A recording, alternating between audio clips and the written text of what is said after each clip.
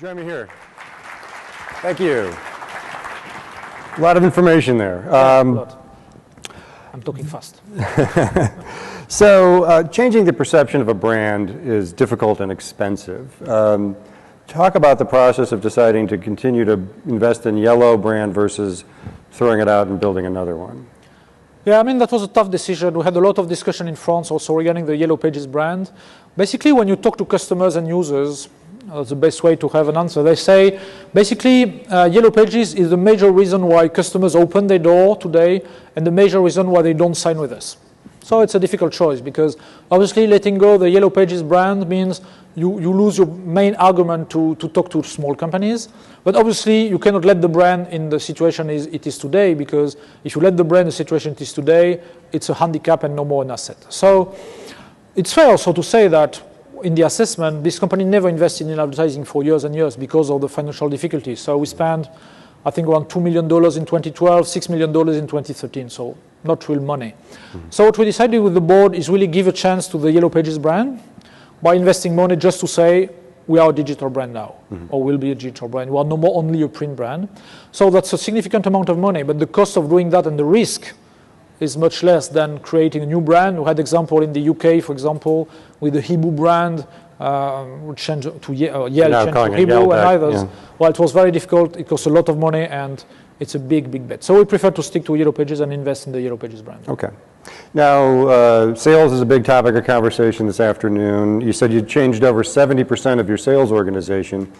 Did you also change over 70% of your sales leadership? I mean, is it proportional there? I mean, it's more 100% of the sales leadership. No, what happened basically, it was a decision made by the previous management, but they had a new sales vice president, Doug Clark, in 2010, coming from Trader, and he completely revamped the organization. It's not completely finished, and it was important because, meaning the major sales guys were print guys, and they were doing a lot of money on print, but they never sold digital. So we had places, Quebec, Ontario, where we never sold digital. We're just selling print, and so we are declining. And we need to completely change the profile.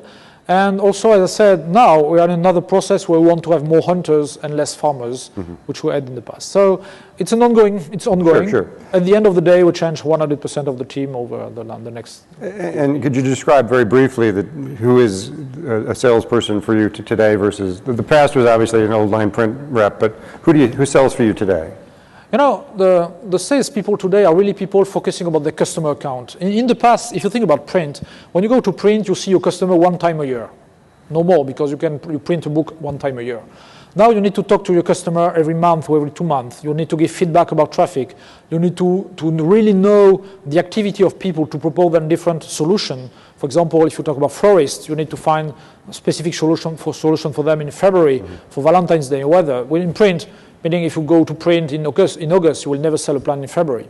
So that's really changing the way, because you need to keep a lot of interest about what your customers are and really manage your customers, manage customer journey. And it's a very different way. So today, our best sales representative meet with customers 6 times, 10 times a year. And they spend 2 hours on each of the meetings. In the past, meaning as we were a monopoly, it was just, you want to be on the print, please sign. And that was over for the year. So completely different profile and very different way of working. And the cost aspects of that kind of sales approach are very different as well.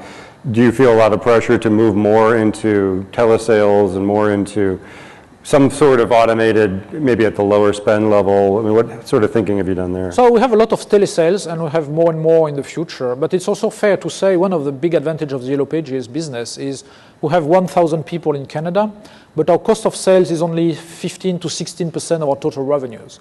So we're able to maintain 700 people on the field, and we're able to pay them well, but we're able to make them very profitable. So as soon as we are able, when we're able to do this for a lot of time, we still maintain this policy, which is to have a lot of people on the field dealing with the best customers because need to talk with them, but also more and more people on the phone for 2 different things, actually. One, to acquire customers low end, but also to deal with customers and their customer journey, meaning the time where when a sales guy owns the relationship only by himself is finished. Now we are on a multi-touch point relationship. We can have a sales by somebody and then upsell by somebody else on the phone or physically, or by self-serve. So we are really building customer journey across platforms, leveraging telesales, leveraging on-the-field sales, leveraging self-service to be sure to have an ongoing conversation with our customers. Okay. Actually, we have time for just one last question, and I wanted to ask you about the product side. You need a lot more digital-only customers. Customers who only buy a digital product set from you. Do you feel that you're at the stage now where you have a digital-only proposition that's state-of-the-art for Canada? I would say not yet. Okay.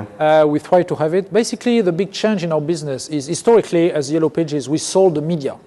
We sold placement. We sold pixel in our properties or inches in our print properties. Tomorrow, we will sell the result of the media. So we'll sell leads, contacts, calls, and no more pixel. And that's the big change, because basically when you talk to restaurant doesn't care about the pixel you sell them. They have their own shop or their own window to advertise where they are. What they need is bookings. They need to have customers in off-peak hours. And so they want to fight for leads. And so basically the switch we are doing on our offer is switching from a placement-based products to leads-based products. And basically that's why investing in our media is so important, because today we sell leads-based products. It's SEM from Google, which is good, customers want it, but it's bad in terms of margin. So longer term, obviously we still sell Google, but we want to repackage into this bundle some of our own traffic to be able to generate more margin. Okay. So we really see our business as more leads generation business longer term, leads, clicks, calls, bookings, quotation, all this type of thing, and we leverage our media to deliver more leads as a fixed cost. Okay. All right. Unfortunately, we have to end it there. Please join me in thanking Julien Billot.